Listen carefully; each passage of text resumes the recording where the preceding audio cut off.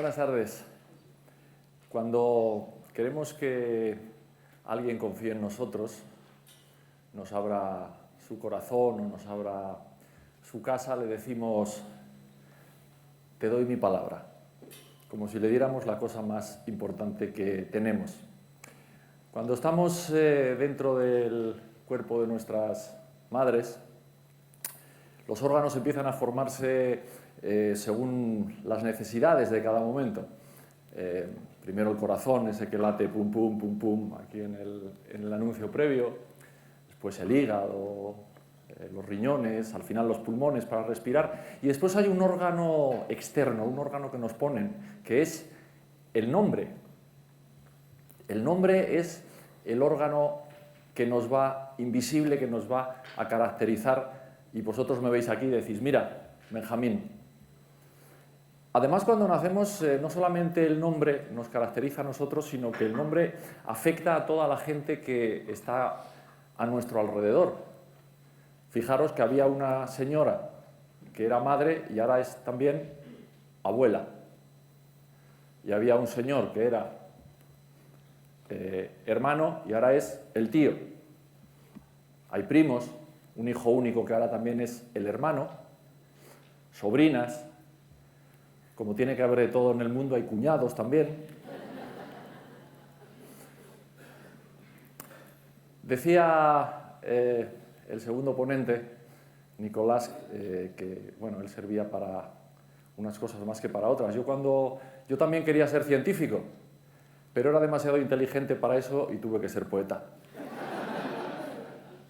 Porque creo que la poesía es la que finalmente termina cambiando realmente el sentido auténtico de las cosas, devolviéndoselo, y como esas células madre de las que hablaba Álvaro en su primera intervención, cura cosas, repara cosas y añade cosas. Creo que, y lo digo con toda sinceridad, que para mí la distancia más corta entre dos puntos es la que une a quien escribe un poema y a quienes lo leen.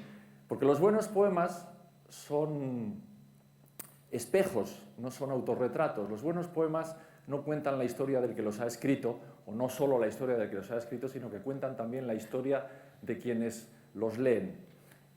Y añaden cosas, le devuelven a algunas cosas su sentido, esas cosas que perdemos, por desgracia, con la edad, con los años, con todas esas pérdidas a las que hacía referencia Paloma también. Perdemos ilusiones, perdemos emociones, perdemos el sentido de la confianza en mucha gente, nos hacemos más cautelosos, y la poesía limpia todo eso, porque la poesía lo explica todo con 3 o 4 palabras. Y añade cosas. El buen poema intenta siempre encontrar el sentido memorable de las cosas para que las cosas no vuelvan a ser nunca exactamente igual después de leer a Neruda, como se mencionaba hace un momento, o a Paul Valéry, o, no sé, a Alejandra Pizarnik. ¿Por qué? Porque es verdad que Neruda escribe un libro de odas elementales en las que los poemas no tratan del atardecer, ni del océano, ni de la patria, ni de la persona amada, ¿no? Hay una oda a la cebolla, hay una oda a las tijeras, como se ha mencionado, hay una oda a los calcetines, menudo tema literario, los calcetines, un temazo. Claro, pero es que Neruda a los calcetines les llama liebres suaves. Neruda le llama a la cebolla redonda rosa de agua. Ya no saben igual las ensaladas, ¿a que no? Paul Valéry define el ruido del mar, estamos aquí al lado del Cantábrico, ¿no? ¿A qué suena el mar? Es un sonido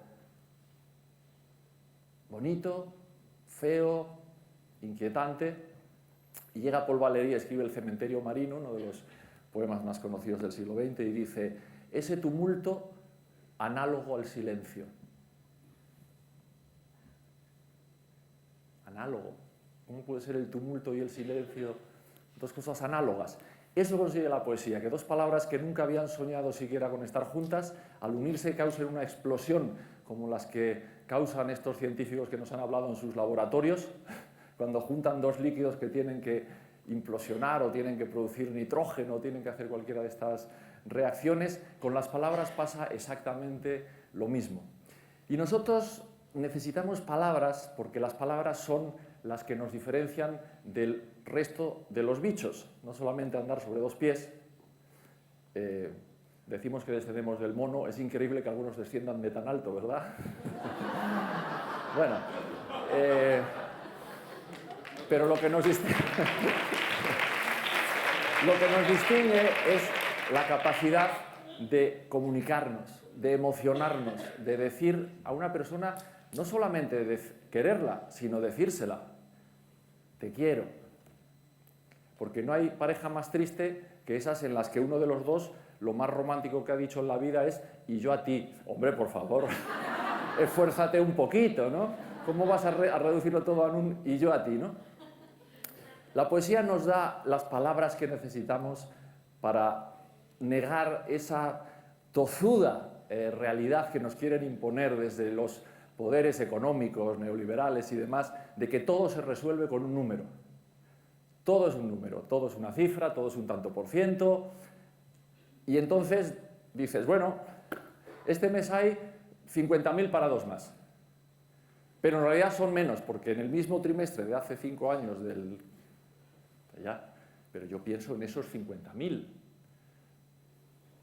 Cuando queremos por descender a un terreno directamente pedestre, el de la actualidad, qué importantes son las palabras, ¿verdad? ¿A que no es lo mismo rebelión que sedición? No, porque el Código Penal dice que hay una diferencia de muchos años de condena entre una cosa y la otra. Incluso las mismas palabras cambiadas de orden. ¿A que no es lo mismo presos políticos que políticos presos? Fijaros lo importante que son las palabras. Simplemente las mismas, en la misma frase, cambiada de lugar, lo cambia todo.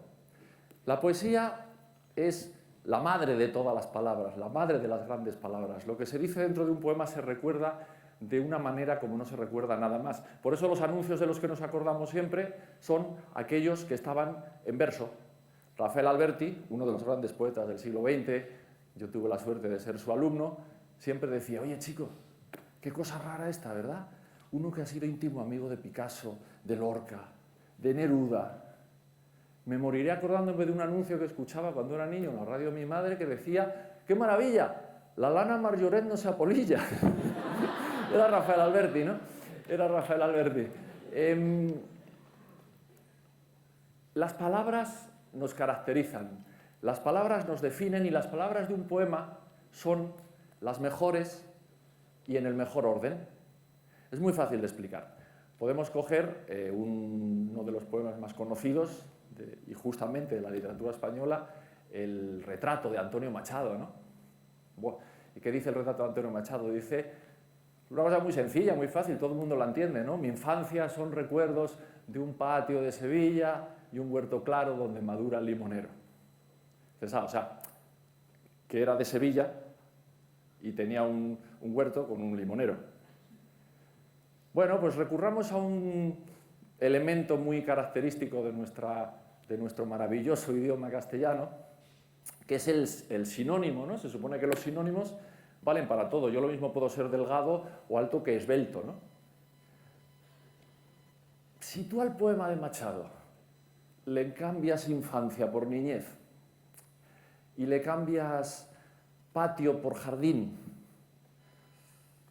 y le cambias recuerdos por memorias, no funciona.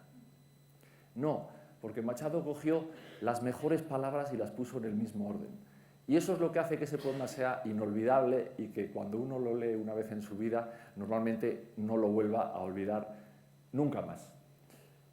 La poesía nos defiende, la poesía es un arma, no sé si cargada de futuro, como decía Gabriel Celaya, pero sí es un arma que nos defiende de esa globalidad que nos han vendido y que hace pensar que todo tiene que ser igual todo el tiempo, en todas partes y para todo el mundo. Y yo creo que no. Yo creo que la igualdad consiste en que todos podamos ser diferentes también, cada uno a su manera. Decía Paloma antes, hablaba del famoso miedo al folio en blanco. El folio en blanco, ese miedo se soluciona llenándolo de palabras. Pero es que los lectores también estáis en blanco. Cada vez que yo escribo un poema, El que los recibe es una mujer o es un hombre en blanco para mí. Un paquete sin abrir, al que le tengo que rasgar el envoltorio, intentar meterme dentro de él y convencerle de que las cosas son como yo digo que son. Y si yo digo que unas tijeras son 2 ríos amarrados y un pájaro que vuela en las peluquerías, no os van a volver a cortar el pelo igual. Eso es lo que os va a pasar cuando leáis ese verso. Las palabras dan argumentos, dan ideas, no ocurrencias como tienen algunas y algunos, sino ideas profundas, ideas que nos expliquen lo que somos, quiénes somos, qué derechos tenemos, que no somos todos iguales, y que no todo se puede explicar con un número y con una cifra. Que esa idea de que lo que vale para una persona vale para todas las demás, esa idea de que te pueden imponer un carácter por reglas que no hay ADN que explique en este mundo, están equivocadas, ¿no? Y la poesía te explica exactamente eso, te explica cómo combatir esas imprudencias de un mundo en el que parece que no tenemos derecho a pensar, que no tenemos derecho a ser distintos, que no tenemos derecho a arriesgarnos, que no tenemos derecho incluso a opinar, que no nos podemos salir de los carriles que nos han puesto. No. Ahí llega Federico García Lorca, que no era especialmente un político, y dice, se va a Nueva York, ve, en fin, los defectos del capitalismo, que también los tiene, y escribe un poema en el que dice cosas como: de la esfinge a la caja de caudales hay un hilo tenso que atraviesa el corazón de todos los niños pobres. Y yo creo que ese verso tenía que estar en todas las escuelas, escrito en los encerados, porque explica muchas cosas sobre cómo a veces hemos creado sociedades que nos atenazan, sociedades que nos coartan, sociedades que nos ponen todo el rato vallas. Y es verdad lo que decía Paloma en su intervención, una o uno tiene que seguir su propio camino, tiene que elegir las vallas que quiere saltar e incluso las vallas en las que quiere tropezar. Y tiene que elegir el tipo de vida que quiere. Yo estoy convencido de que si fuera mentira eso que ha contado ella, que el 85% de las personas no le mola nada su trabajo, es un horror, es como ir al infierno todos los días. Yo creo que si la gente fuera feliz en aquello que hace, no habría ni guerras, probablemente. Estoy seguro, no pasaría nada de eso. De manera que la poesía yo la entiendo desde luego como un acto artístico, también artesanal, no es lo mismo. El arte lo puede tener uno de fábrica, la artesanía se la tiene que fabricar uno con las manos y trabajando muy duro cada una de las palabras de cada uno de los poemas. Le pregunta a Hemingway un día su mujer, ¿qué tal tu día de trabajo? Y dice, fantástico, ha sido fantástico. He estado por la mañana, quité una coma que me molestaba un montón y antes de cenar justo la volví a poner. Fue un día de trabajo extraordinario, porque esa coma tenía que estar ahí, ¿no? Y tuvo que quitarla para darse cuenta del valor que tenía la coma. Bueno, las cosas que dice un poeta las puede decir en prosa, como estoy intentando hacer esta tarde, y las puede decir en verso. Yo en prosa les recomiendo siempre que hablo con algún joven poeta de estos fantásticos que ha venido con España. Hay una generación de poetas maravillosa, gente que se atreve a decir cosas nuevas, con otro lenguaje, con otra expresión, y que están menos coartados a lo mejor por algunos corsés que teníamos la gente de mi edad hace unos años y que fuimos librándonos de ellos poco a poco. Y es decir, sed valientes, nombradlo todo, no tengáis miedo, sed positivos, reclamad también la alegría, no reclaméis solo la tristeza, la melancolía, el drama, que parecen más propios de la poesía. Parece que incluso en la canción pasa un poco lo mismo también, ¿no? Y yo luego muchas veces en una canción con lo que te quedas es con lo divertido, con lo simpático, con la capacidad para celebrar la felicidad, para celebrar el amor, para celebrar tu país, si es que te gusta, con las bromas también. ¿Por qué no se puede gastar una broma en un poema o en una canción? Mi amigo Sabina tiene 40.000 geniales, ¿no? Mi primera mujer era una arpía, pero macho, el punto del gazpacho, joder si lo tenía. Es una genialidad equivalente a me gustas cuando callas porque estás como ausente. Hay que ser muy buen poeta escribir eso, lo digo en serio. Bueno, tengo un poema en uno de mis libros que se llama Cuestión de Principios y que quiere explicar en verso esto que he intentado explicaros en prosa, que es que en la vida no hay nada que valga tanto como aquello que nos hace sonreír, emocionarnos, ser felices, celebrar, bailar. ¿No os dais cuenta cuando la gente de cualquier edad está en la playa? Son niños. Niños de 4 años o de 40 o de 69. Son niños, ¿no? Se salpican, se empujan, se gastan bromas. Jugar, no perdamos nunca la capacidad del juego. Y cuando escribimos tampoco, por cierto. Y cuando leemos tampoco, ¿no? Esto se llama cuestión de principios y digamos que sería lo mismo, solo que más breve, ¿no? La poesía no está solo, como decía Leonard Cohen, en esos libros donde los renglones no llegan al final de la página. La poesía también es una forma de leer, es una forma de vivir, es una forma de querer, es una forma de comportarse, es una forma de ser decentes. Todo eso es la poesía que nos libra de las prosas horrorosas de este mundo que a veces nos aplasta a base de números y números y números. Un poema que diga también lo que no dice. Un poema que escuche a quien lo lee. Un poema que nunca olvidarán las palabras con las que lo haya escrito. Un poema que sabe lo que piensas. Un poema que sea incorregible. Que se lo note a todos los que lo han comprendido.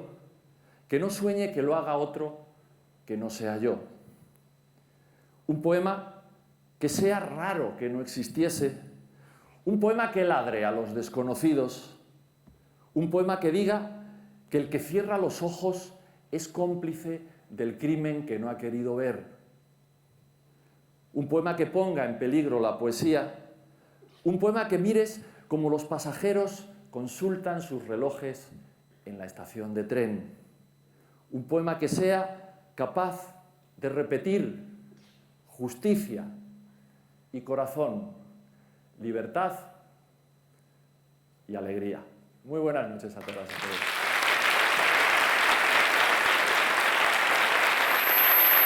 Gracias.